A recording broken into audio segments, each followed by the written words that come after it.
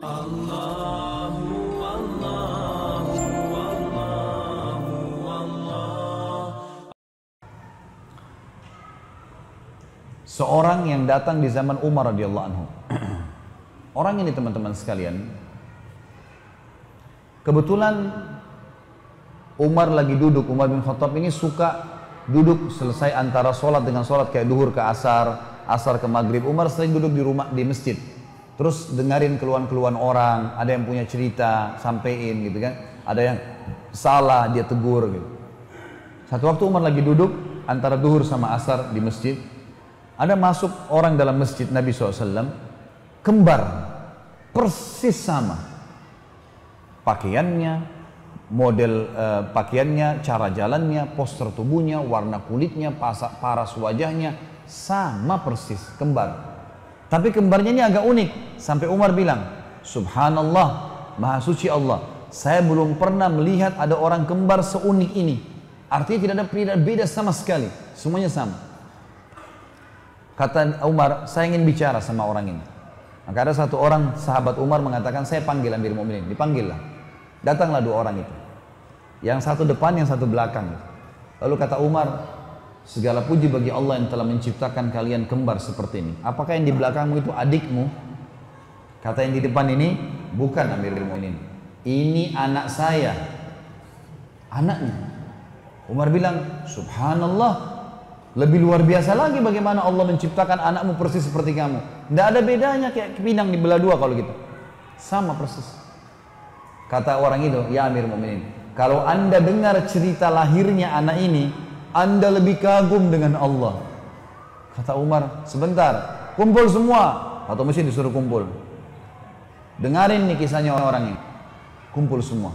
Karena dia bilang, kalau anda dengar kisah lahirnya anak ini, anda lebih kagum dengan Allah. Perkataan dengan lebih kagum dengan Allah ini yang menarik bagi Umar. Kumpul semua, dengarin nih. Kita dengarin semuanya, dengar, duduk. Mulailah cerita orang ini. Dia bilang, ya Amir Mu'minin, umur anak saya ini 19 tahun.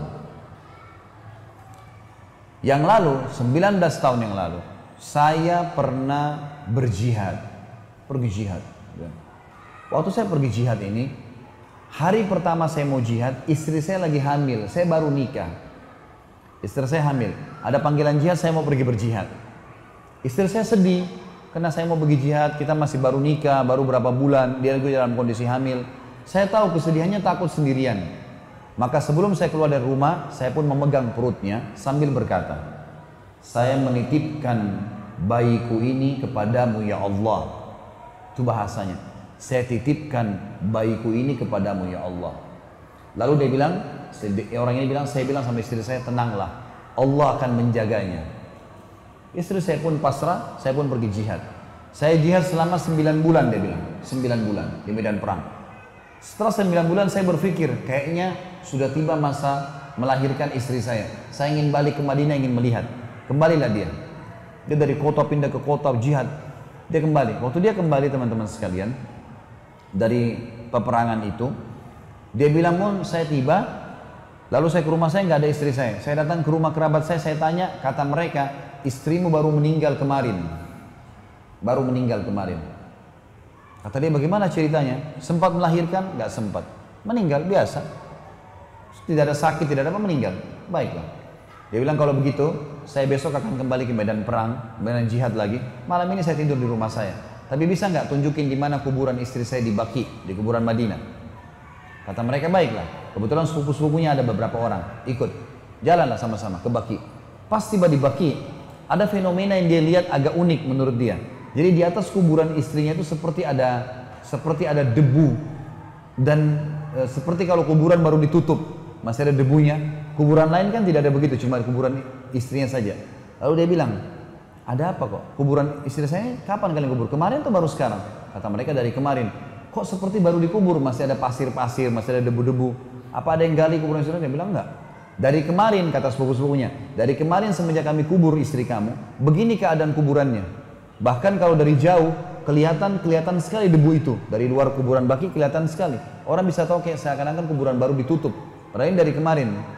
Kata suaminya, demi Allah saya tahu istri saya salihah. Gak mungkin ini tanda keburukan. Pasti tanda kebaikan.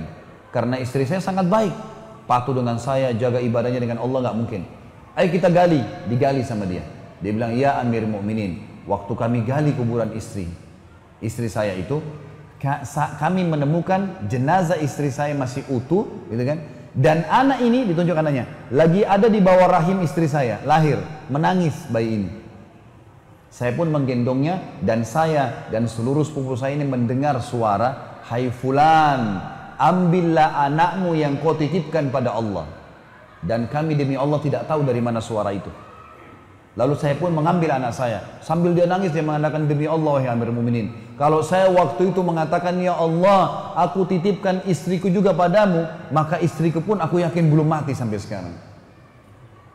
Bagaimana kekuatan seorang mukmin sama Tuhannya, teman-teman. Dan memang itu inti daripada agama kita sebenarnya. Bagaimana kita berdoa, beribadah, yakin kalau Allah Azza wa Jalla itu ada. Dan ada ribuan kisah yang seperti ini, teman-teman sekalian, yang berhubungan dengan kesolehan orang-orang yang sudah mengenal Tuhannya. Bahagia.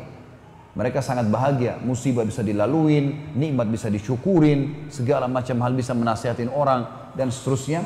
Ini hal yang paling mendasar dan tinggal sabar. Orang beriman, teman-teman, kita semua ini tinggal sabar. Sekarang Anda tinggal jalankan aktivitas sehari-hari, azan, sholat, puasa kalau puasa, sedekah kalau pas sedekah, baca Al-Quran, jaga amal soleh, jaga diri dari maksiat, jangan riba, jangan dusta, jaga semua itu sampai mati saja. Sampai mati saja. Mati demi Allah masuk surga. Surga itu bukan dongeng, teman-teman. Keyakinan seorang mukmin, rukun iman kita yang kelima, hari kiamat. Hari kiamat masuk dalamnya kematian, alam barzah, hisab, surga dan neraka. Itu dasar. Hadis Nabi SAW ribuan, ratusan yang menyebutkan masalah surga dan neraka ini. Ada semua. Ini fenomena bukan main-main. Daripada Anda menjadi orang yang bermaksiat, jelas dadanya sesak, tidak tahu harus kemana arahnya, dibenci oleh Allah dan hukumannya ada. Maka jadilah orang-orang yang baik, teman-teman sekalian. Sabar sedikit dalam ketaatan, maka kita akan mendapatkan yang terbaik insya Allah.